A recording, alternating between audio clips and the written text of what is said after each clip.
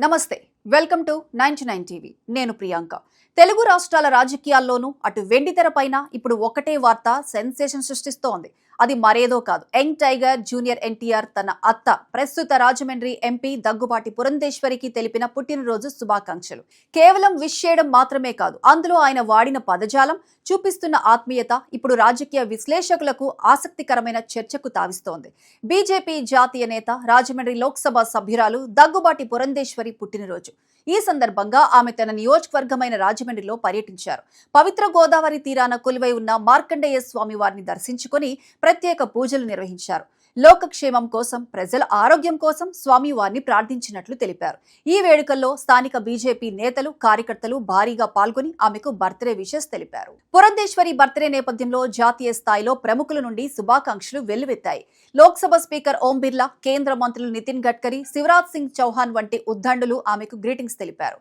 అటు సుప్రియా సూలే వంటి ఎంపీలు కూడా ట్విట్టర్ వేదికగా శుభాకాంక్షలు చెప్పారు ఆంధ్రప్రదేశ్ ముఖ్యమంత్రి నారా చంద్రబాబు నాయుడు నారా భువనేశ్వరి మంత్రి నారా లోకేష్ కూడా తమ ఆత్మీయతను చాటుకుంటూ సందేశాలు పంపారు అయితే వీటన్నిటికంటే ఎక్కువగా హైలైట్ అయింది మాత్రం జూనియర్ ఎన్టీఆర్ చేసిన ట్వీట్ గత కొంతకాలంగా నందమూరి కుటుంబానికి జూనియర్ ఎన్టీఆర్ కు మధ్య కొంత దూరం ఉందనే ప్రచారం సాగుతోంది కానీ ఇటీవలి కాలంలో తారక్ తన వైఖరిని స్పష్టంగా మార్చుకున్నట్లు కనిపిస్తోంది చంద్రబాబు బర్త్డే రోజున మామయ్య అంటూ విష్ చేసిన తారక్ ఇప్పుడు పురంధేశ్వరిని ఉద్దేశించి ఇటువంటి పుట్టినరోజులు మీరు మరెన్నో జరుపుకోవాలి అత్తా అంటూ ట్వీట్ చేశారు ప్రజాసేవ పట్ల ఆమెకున్న అచంచలమైన నిబద్ధతను ఎన్టీఆర్ కొనియాడారు జాతీయ రాజకీయాల్లో ఆమె పోషిస్తున్న పాత్ర ఎంతో మందికి స్ఫూర్తినిస్తోందని ప్రశంసించారు ఒక అత్తగా ఒక రాజకీయ నాయకురాలిగా ఆమె ఎదుగుదలను ఎన్టీఆర్ గుర్తించిన తీరు అభిమానులను ఖుషీ చేస్తోంది రాజకీయ విశ్లేషకులు ఈ పరిణామాలను నిశితంగా గమనిస్తున్నారు ఎన్టీఆర్ రాజకీయాలకు దూరంగా ఉన్నప్పటికీ కుటుంబ సభ్యుల పుట్టినరోజులకు వేడుకలకు స్పందిస్తున్న తీరు చూస్తుంటే